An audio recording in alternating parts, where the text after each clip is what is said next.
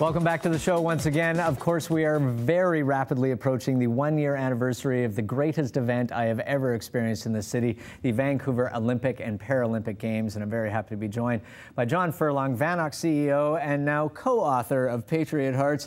How are you, John? Nice to see you. It's good to be back. Thanks for joining us. You must have got started on this fairly quickly after the games ended. Well, when the games ended, I had a phone call from Scott McIntyre at Douglas and McIntyre, who sort of said, you know, something has changed in Canada. The country has changed. I mean, something profound has happened. Someone has to write about this, and that's you. And so it was kind of a flattering moment, and I thought about it, and I had thought about writing before, but, you know, your confidence takes quite a leap when you get to the end. But early on, I didn't really know what kind of a story this would turn out to be, and so. Did you keep journals? Did you keep any notes to yourself? I had a pretty good calendar of everything I had done, and a pretty good memory of everything that had taken place, and a lot of stuff that was sort of we never really talked about that we knew had happened. I thought there was more than enough material for 5 books.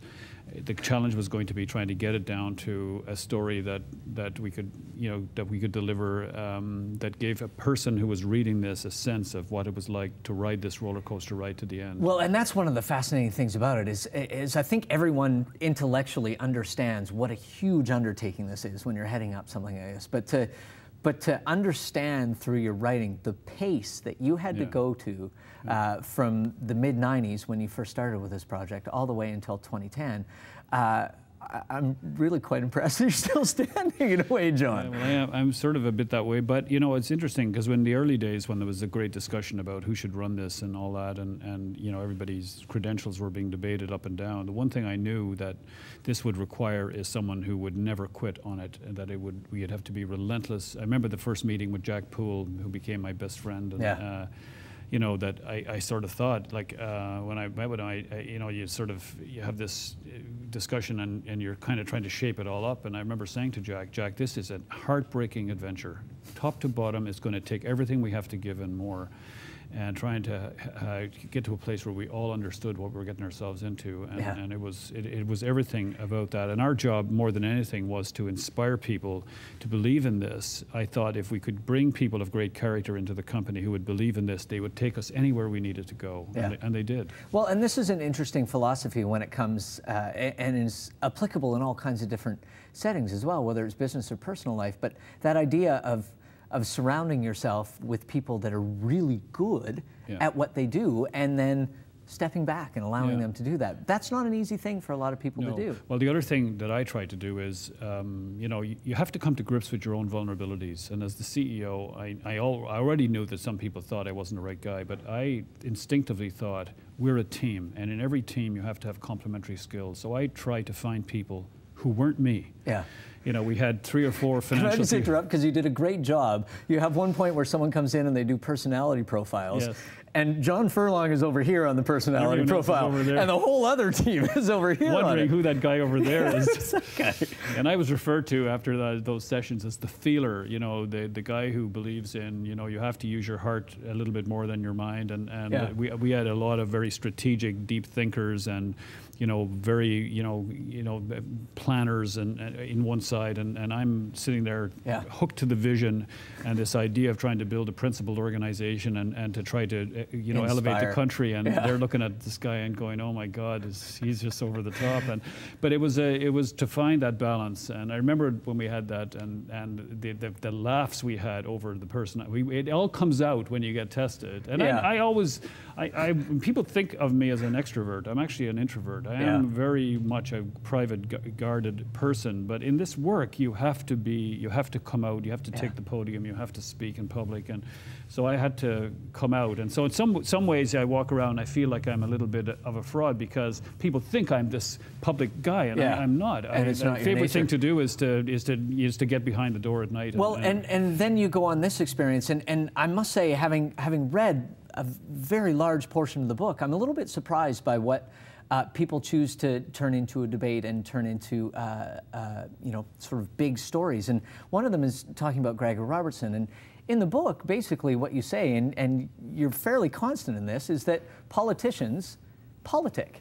Yeah. That's what they did. And that's really all you're saying about Gregor and even Larry Campbell is they did what politicians do. They took an issue. And they were both great, by the way, for the Games. They both did a great job. I mean, I would say one of the most animated moments for me with any politician was with Larry. I went into his office and I you were mad at Larry. At him and I yelled at him, and you know, it was like it was like a Celtic fist fight in that room. And I just said, "Stop this already!" And he wasn't having it. He said, "You know, I gave my word like you do, and I'm living up to it." And the argument we had wasn't, you know, having a debate and having a vote on this. It was the timing of it. It was like we're almost finished here, and we're now saying to the world, maybe we don't want to do this. Yeah.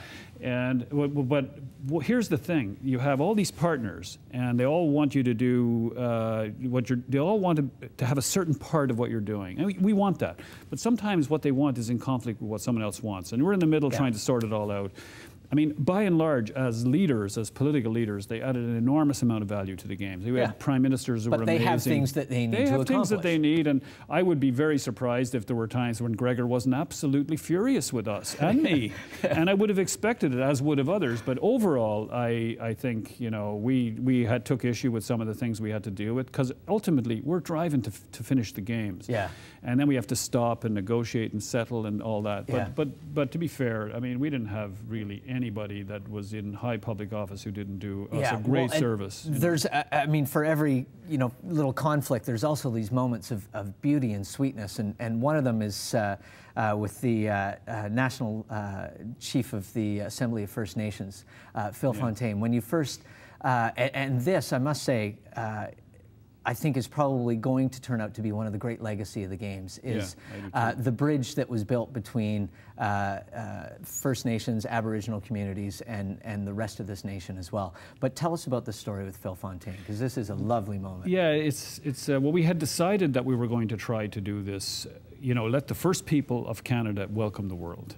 But we wanted it to be a surprise.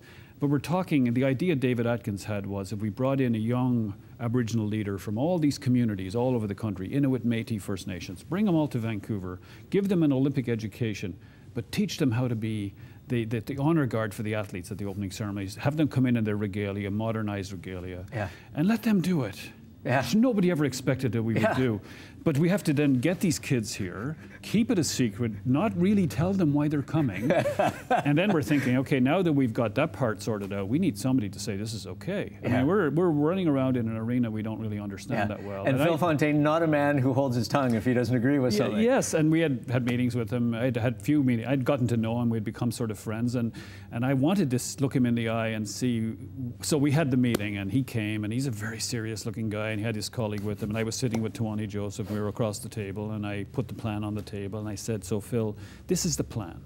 We're going to bring all these young people here. We're going to give them this education, and we're going to train them as performers in the opening ceremony. They're going to have the most amazing experience, and they will go home after this, and their obligation in their community will be to lead and to share this with young kids around them growing up.